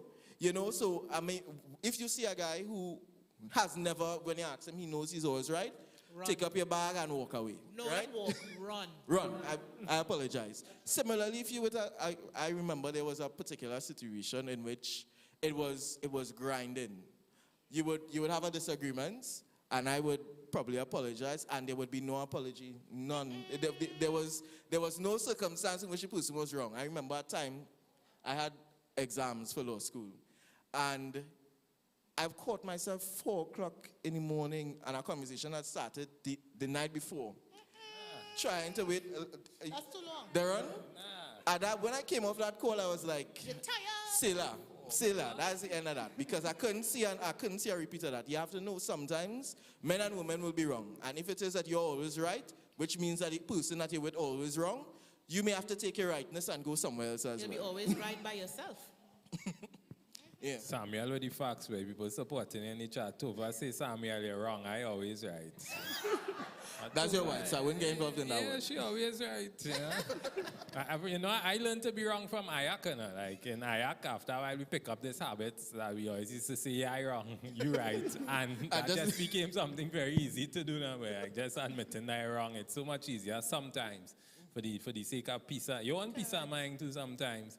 And I mean, sometimes when you really check it, the thing you're fighting over. It's not worth it. It's just it's insignificant. And I remember Pastor Chinaliang. Pastor Chinaliang is one of the people I love to listen to when it comes to family life. Him and Pastor Samson. Those men spit gems. And Pastor Chinaliang says, a lot of what we argue about now will not matter in 5 years. Mm-hmm. And he says, so before you respond in anger, think, what value or how much would this matter in the years to come? He said, and if you recognize it's not significant, then hold your tongue. Preserve your peace. And that stuck with me. Definitely. I don't know how much more time we have left. Probably about 7 minutes.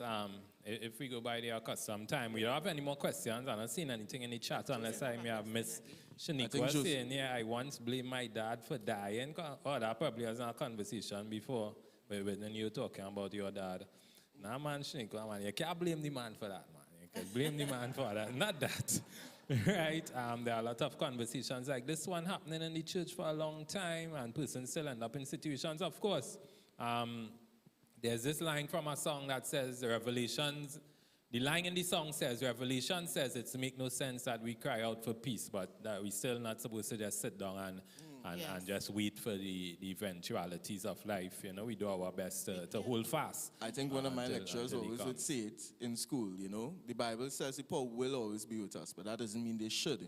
Just because we know there may not be a resolution doesn't mean we don't have an obligation or shouldn't strive to what we want. Correct. Definitely, for sure. So thank you all very much. Thank you for the... Right, we have something coming, so go ahead.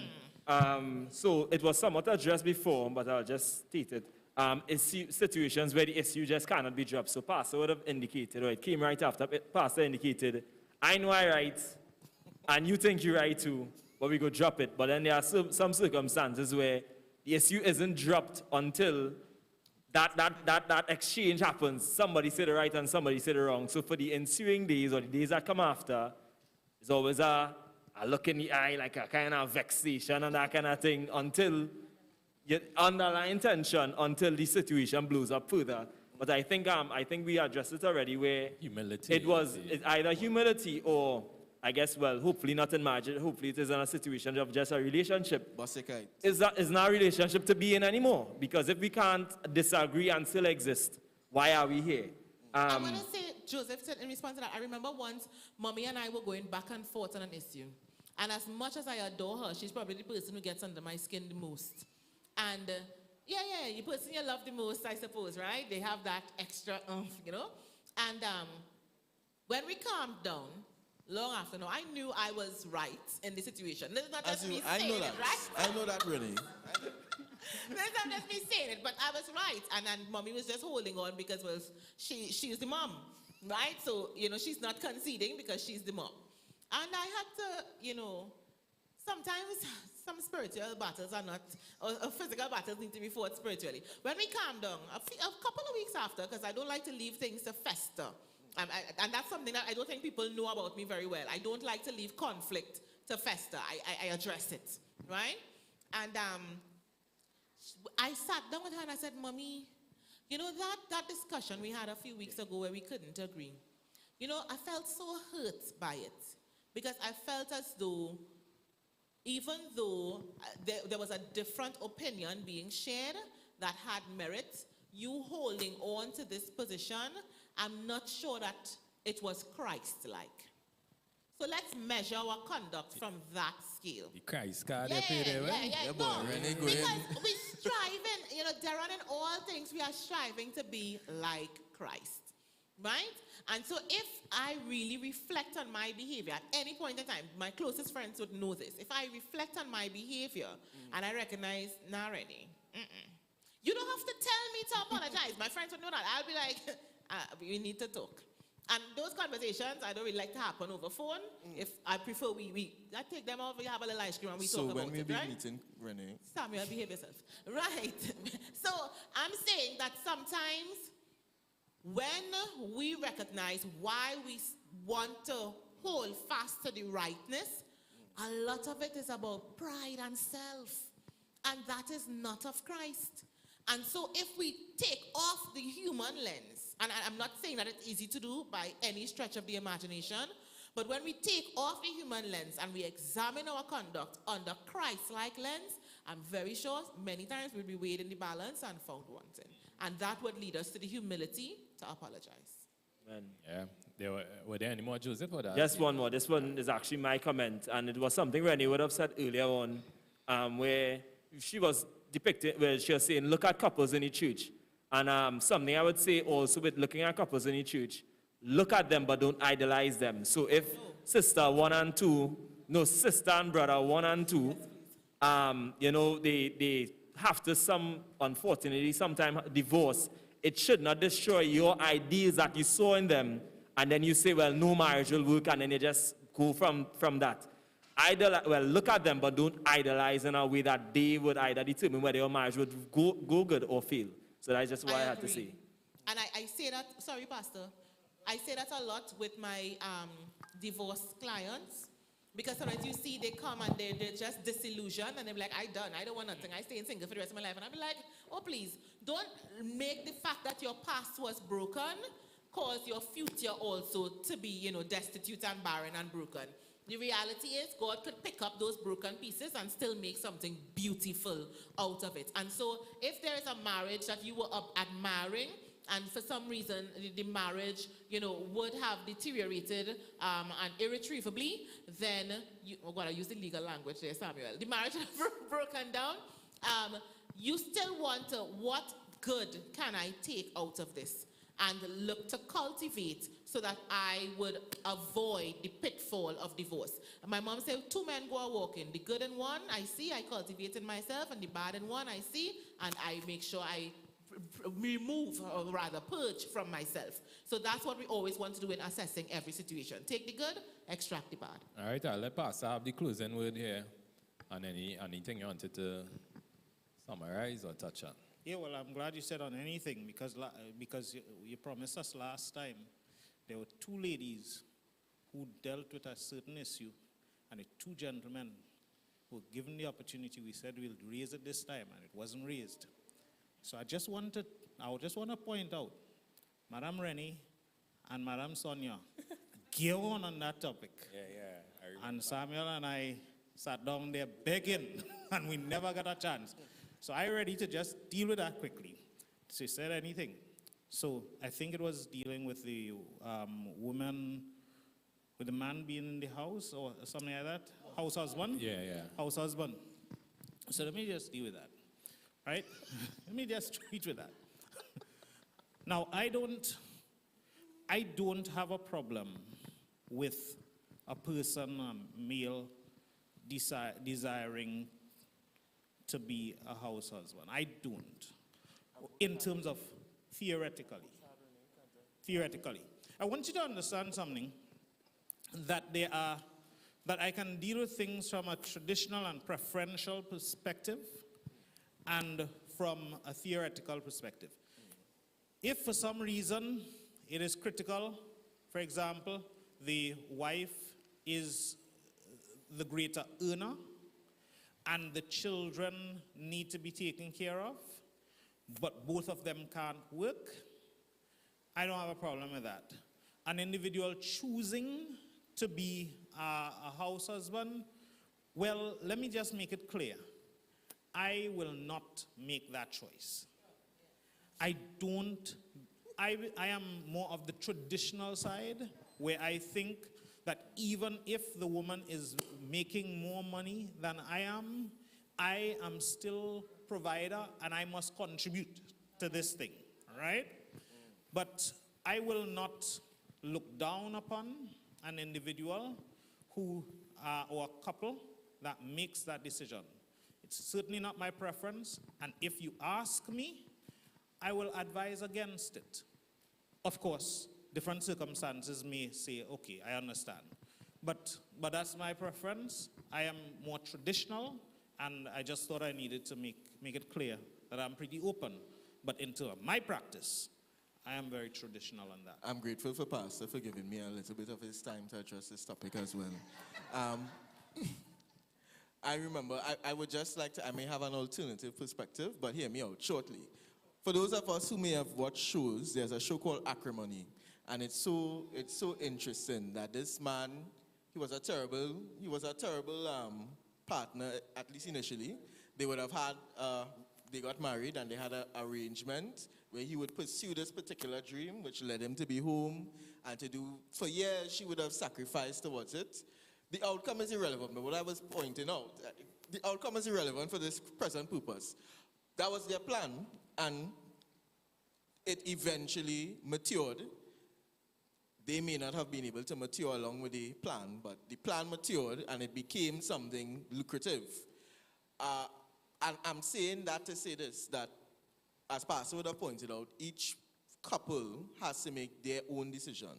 And wherever that leads a particular person, again, as I keep saying, the title being, I would prefer to be a goalkeeper or a sub on Real Madrid than the captain of the Trinidad and Tobago football side. You have to know your role, and once both persons are comfortable, and I would not suggest that you go into a relationship personally where the title is more important about your well-being and how you all are able to function, right? So for me, if it is that the relationship means the woman is home and the man is out, and that is what they both agree and they're comfortable with, fine. If the situation is flipped, fine. If both persons have to go out, fine. Provided that it works for both persons and there's agreement and consensus in terms of we moving forward like this. House husband, housewife, those are titles. When you get down to nitty-gritty, how we function as a family should be the primary concern. All right, I get a point. A short point. Yeah. I want to say this, if it is pursuant to the couple having the circumstances, existing or prevailing circumstances in the marriage, and that's what they decide, that is all well and good. It's nobody else's business, right? And I've seen that in my church, where the husband, they decided he would stay home because he worked offshore. He was away for weeks. The wife was, struggling, dealing with family life, breadwinner, everything. So they made the decision, hey, until you get a job onshore, stay at home, right? And it works. If, however, it is a mindset, I think this is what Sonia and I was saying, where you coming in as the man to say, I want a woman to mind me. I think that's what we had the issue with. Yeah, and I believe that's the consensus on the panel, right? Okay. Because that is not the inherent nature of the man. That's why I said preferentially. I don't agree with that, right? But I will not get in and say he's wrong per se. But I certainly will, if he asks me my position or my perspective, I'll tell him I would prefer that I think he should do otherwise. And I understand. But I wouldn't take a hardline position per se. Okay, for me, it's a hardline position. Because, and again, going back to the biblical role, priest, provider, protector, partner, parent, the 5 P's. Yeah, the P's. The P's always there. And so, to me, the inherent nature of the man, as the bridegroom, I go to prepare a place, and then I come and I receive you into my place. So it spoke to, some sort of preparation and industriousness on the part of the man. And so I think it's contrary to that inherent nature of the man to want to be the provider, that he would want to be a house husband.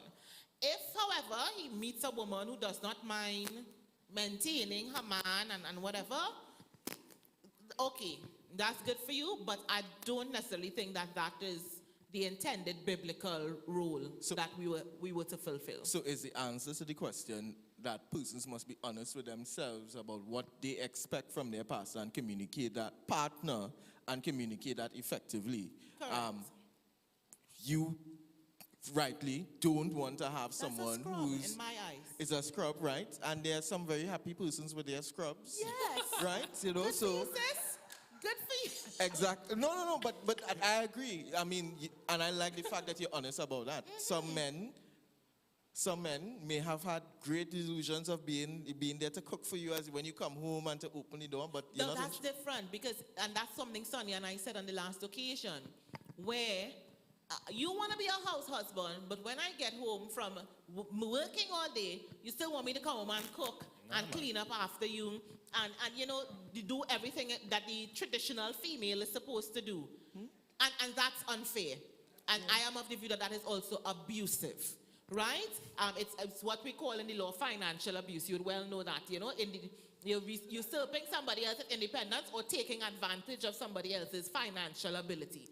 And I am of the view, therefore, yes, it needs to be an open and honest conversation, but when we go too far left, to me, we're going too far into blurred lines. And when we have blurring of lines, that is what leads to anarchy and chaos.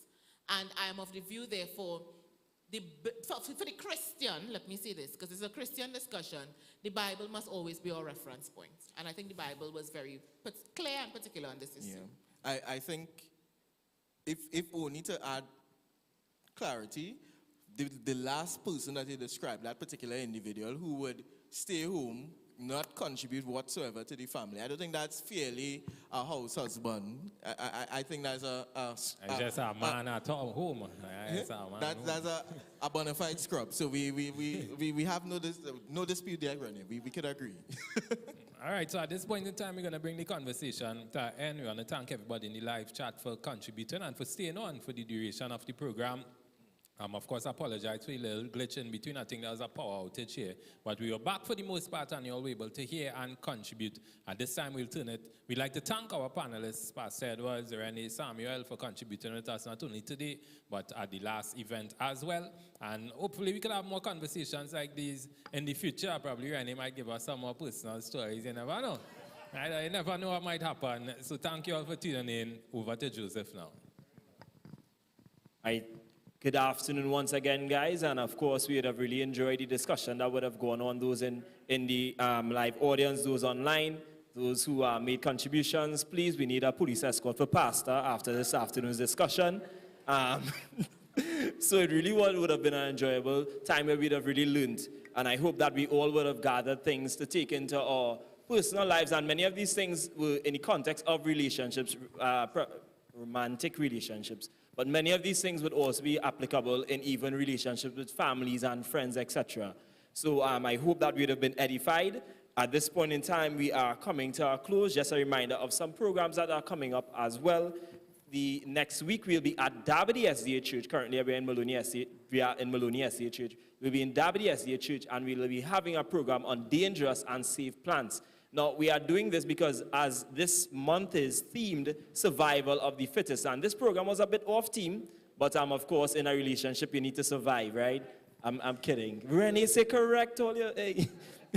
But yes, next week we'll actually have live plants present where we'll be able to see some of the plants that may be useful in our environment here, local context of Trinidad and Tobago. And the following week, we'll have a segment where we'll be talking about dangerous and safe animals in Trinidad and Tobago, how you may approach them, and we'll also have live animals here.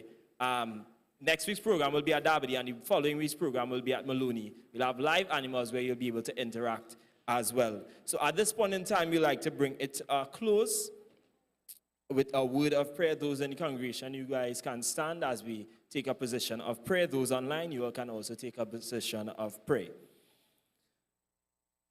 Oh, dear ever-loving Father, thank you for giving us life, health, and strength. Thank you for bringing us here this afternoon to have a wonderful discussion. Please continue to guide, protect, and lead us as we go throughout any and all relationships, whether it be romantic, family, etc., in our lives. Please continue to guide and protect us. Please give us humility to deal with every circumstance and decision. In Jesus' name I pray. Amen. Thank you guys once again for coming out, and I hope you all reach home safely. And those even online, have a wonderful upcoming week.